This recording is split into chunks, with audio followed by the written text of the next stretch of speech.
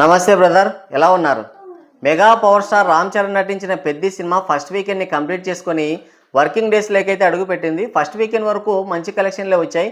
మరి cinema break even అవుతుంది, block buster industry hit అవుతుందన్న రేంజ్లో కలెక్షన్స్ రాలేదు, కానీ ఉన్నంత వరకు పర్వాలేదనిపించే కలెక్షన్లే వచ్చాయి. అయితే వేరే సినిమాలు లేకపోవడంతో ఇక గత్యంతరం లేక ఈ సినిమాకి వెళ్ళాల్సిన పరిస్థితి వచ్చింది.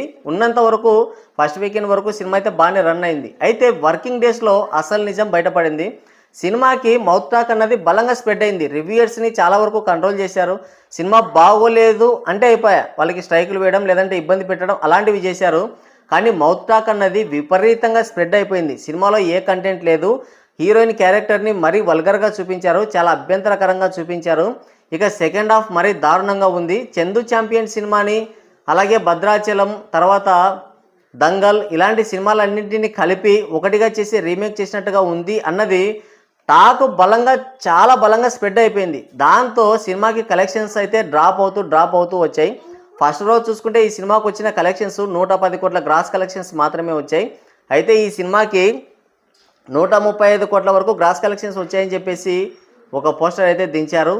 ఇక రెండో రోజు చూసుకుంటే దాన్ని 158కి, మూడో రోజు 195కు, తర్వాత నాలుగో రోజు 250, ఐదవ రోజుకు వచ్చేసి 315 కోట్ల గ్రాస్ కలెక్షన్స్ వచ్చాయని చెప్పేసి పోస్టర్ దించారు.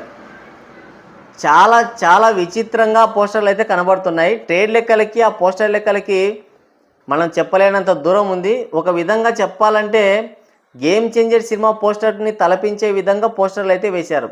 ఈ సినిమాకి 5 రోజుల వరకు వచ్చిన కలెక్షన్లు 232 కోట్ల గ్రాస్ కలెక్షన్స్, 6 రోజులకి కలిపి 241 కోట్ల గ్రాస్ కలెక్షన్స్ మాత్రమే వచ్చాయి.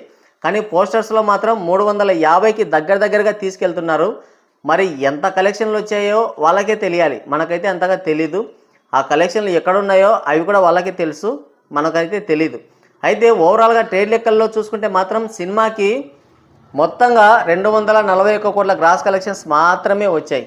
ఇప్పటి వరకు చూసుకుంటే సినిమా హిట్ అయిందని, బ్లాక్ బస్టర్ హిట్ అయిందని, కంటెంట్ సూపర్ ఉందని, చాలా ఇన్స్పైర్ చేసే స్టోరీ అని, అలాగే రామ్ చరణ్ యొక్క క్యారెక్టర్లో జీవించేశాడని, నేషనల్ అవార్డు కన్ఫర్మ్ అని చెప్పేసి వాళ్ళే సొంత డబ్బా కొట్టుకున్నారు. పిఆర్ టీమ్స్ని రంగంలోకి దింపి సినిమాకి ఓ రేంజ్లో హైప్ ఇచ్చారు. అయితే రివ్యూయర్లు అన్నారు, రివ్యూయర్స్ని మాత్రం చాలా బ్యాడ్ చేసే ప్రయత్నం చేశారు. ఎవరైనా సరే సినిమా బాగుంది అంటే ఓకే, వాడిని లైట్ తీసుకున్నారు, వాడిని ఆకాశానికి ఎత్తేసారు. ఎవడన్నా సినిమా బాగోలేదు, ఇలా ఉంది అని చెప్పిన ప్రతి ఒక్కడికి కూడా స్ట్రైకులు అయితే వేశారు. ఆ వీడియోస్ అన్నింటిని కూడా రిమూవ్ చేశారు. కానీ వాళ్ళు సాధించింది ఏంటో మనకైతే తెలీదు. దానివల్ల సినిమా పైన మరింత బ్యాడ్ ఒపీనియన్ అయితే వచ్చేసింది. ఈ రివ్యూయర్లు స్ట్రైకులు వేసిన తర్వాత మళ్ళీ సినిమాలో కంటెంట్ ఇలా ఉంటే మనమేమీ చెప్పలేదు, అయినా సరే స్ట్రైకులు వేసి బెదిరిస్తున్నారు అని చెప్పడంతో సినిమా పైన ఒక బ్యాడ్ ఒపీనియన్ అయితే వచ్చేసింది. మౌత్ టాక్ అన్నది విపరీతంగా స్ప్రెడ్ అయింది. వాళ్ళు ఏమనుకున్నారు, సినిమాకి యూజ్ అవుతుంది అది అనుకున్నారు, కానీ సినిమాకి భారీగా దెబ్బేసింది. మండే కలెక్షన్లు చూస్తే వాళ్ళకు కూడా ఇట్టే అర్థమై ఉంటుంది నాకు తెలిసినంత వరకు. అయితే ఇప్పుడు ఒక గమ్మత్తైన విషయం ఏంటంటే, రీసెంట్గా ప్రొడ్యూసర్ రవిశంకర్ గారు అంటే మళ్ళీ రెండో సక్సెస్ మీట్ కూడా పెట్టారు ఈ సినిమాకి. మరి బ్రేక్ ఈవెన్ కూడా కాలేదు, అప్పుడే రెండోసారి కూడా సక్సెస్ మీట్ పెట్టారు. సినిమా రిలీజ్ అయిన మొదటి రోజో రెండో రోజో సినిమా సక్సెస్ అయిందని చెప్పేసి టపాసులు కాల్చారు. అలాగే సక్సెస్ మీట్ కూడా పెట్టుకున్నారు, ఒక ప్రెస్ మీట్ కూడా పెట్టారు. మళ్ళీ ఇప్పుడు రెండో సక్సెస్ మీట్ కూడా పెట్టారు. 350 కోట్ల పోస్టర్ ఏమో రిలీజ్ చేశారు. రిలీజ్ చేసిన వెంటనే మళ్ళీ ఒక సక్సెస్ మీట్ కూడా పెట్టారు. అక్కడ ప్రొడ్యూసర్ రవిశంకర్ గారు మాట్లాడుతూ, పిల్లలకి స్కూల్స్ బిగిన్ అవుతున్నాయి, ఇక స్కూల్ ఫీజు, యూనిఫామ్ ఫీజు ఎలాగో అలాగే పెద్ద ఫీజు కూడా కాస్త పక్కన పెట్టి ఆ డబ్బులతో పిల్లలకి సినిమా చూపించండి. మీ పిల్లలకి సంవత్సరం మొత్తానికి కావాల్సినంత ఇన్స్పైరినేటివ్నెస్ ఏదో వచ్చేస్తుంది అన్నట్టుగా చెప్పాడు. ఇన్స్పైరినేటివ్నెస్ అంటే ఏంటో మరి ఆయనకే తెలియాలి. సో ఈ ఇన్స్పైరినేటివ్నెస్ అనేది అలాగే సినిమాలో ఉన్న కంటెంట్ అనేది రెండు ఒకటే, ఇక మీరే అర్థం చేసుకోండి. సరే, అంత ఇన్స్పైర్ చేసేంత స్టోరీ ఏముందో మనకు తెలియదు. నిజంగా అంత ఇన్స్పైర్ చేసే స్టోరీయే ఉంటే ఖచ్చితంగా ఆడియన్స్ ఆదరిస్తారు. ఆడియన్స్ మైండ్ సెట్ వేరు. సినిమాల కంటెంట్ ఉంటే ఏ రివ్యూయర్ని కూడా పట్టించుకోరు. తోకలో ఈకలాగా వెంటుకలాగా తీసి అవతల పడేసి సినిమాకి వెళ్ళి కలెక్షన్ల కనుక వర్షం కురిపిస్తారు. సినిమాల కంటెంట్ లేదు కాబట్టే వీళ్ళు బ్రతిమాలుకోవాల్సిన పరిస్థితి వచ్చింది. నిజంగా అంత ఇన్స్పైర్ అయ్యేంత స్టోరీ ఉందా ఈ సినిమాలో? సినిమాకి వెళ్ళిన పిల్లలు అచ్చియమ్మ ఒంటిపైన ఎందుకని డ్రెస్ ఉండదు అని అడిగితే తల్లిదండ్రులు ఏమని సమాధానం చెప్తారు? అలాగే మళ్ళీ పుడతామా ఏంటి అని అనుకొని ఎవరన్నా ముద్దు పెట్టుకుంటే పరిస్థితి ఏంటి? సరే అంతవరకైనా బాగుంది. హీరో ఇంకొంచెం లిమిట్స్ అన్నవి క్రాస్ చేసి ప్రేమిస్తానంటే అది ఒప్పుకోదు, పెళ్లి చేసుకుంటానంటే వాళ్ళ అయ్యి ఒప్పుకోడు, కాబట్టి రాత్రికి తట్టేస్తా అంటాడు. అలాంటివి ఏమన్నా జరిగితే ఫోక్సో కేసులు ఎన్ని పడతాయి పిల్లలపైన?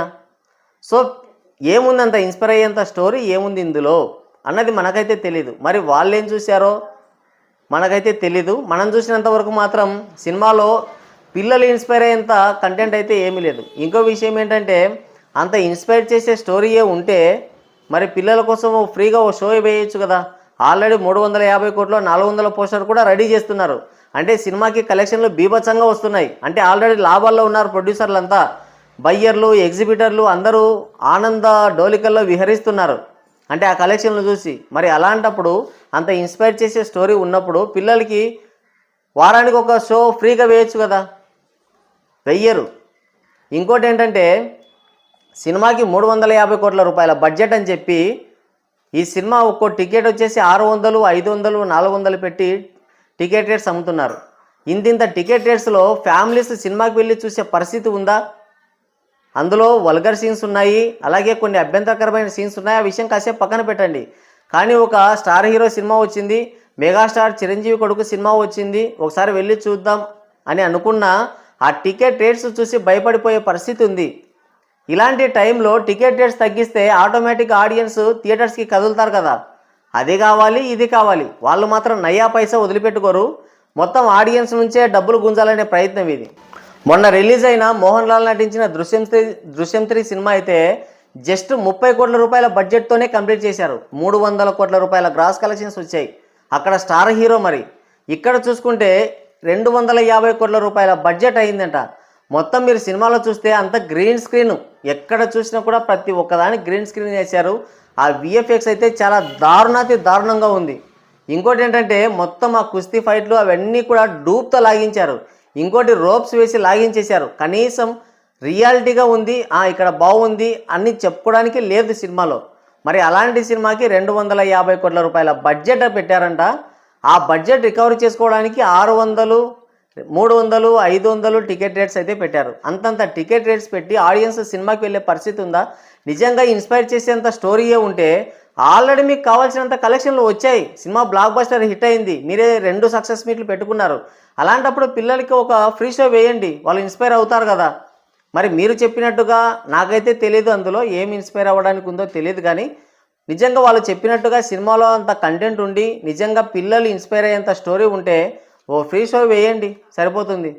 ఇంకా నయం, పిల్లల స్కూల్ ఫీజు అలాగే యూనిఫామ్ ఫీజు దగ్గర ఆపేశారు. ఇంకా వాళ్ళ తల్లిదండ్రుల నెల శాలరీ ఇమ్మని కూడా అడగలేదు. కొద్ది రోజులు అయితే అది కూడా అడిగేలా ఉన్నారు. ఆశకు అనేది ఒక హద్దు అనేది ఉండాలి. సినిమాల కంటెంట్ ఉంటే అడుక్కోవాల్సిన అవసరం ఉండదు. సినిమా టికెట్ రేట్స్ తగ్గిస్తే అడుక్కోవాల్సిన అవసరం ఉండదు. రివ్యూయర్ని బెదిరిస్తే సినిమా హిట్ అయిపోదు. ఇవన్నీ మీరు ఎప్పుడు తెలుసుకుంటారో ఏమో తెలియదు. మొత్తానికైతే రవిశంకర్ గారు సినిమాని చూడండి అని బ్రతిమాలుకుంటున్నాడు. మరి దానిపైన మీ అభిప్రాయం ఏంటో కింద కామెంట్ చేయండి.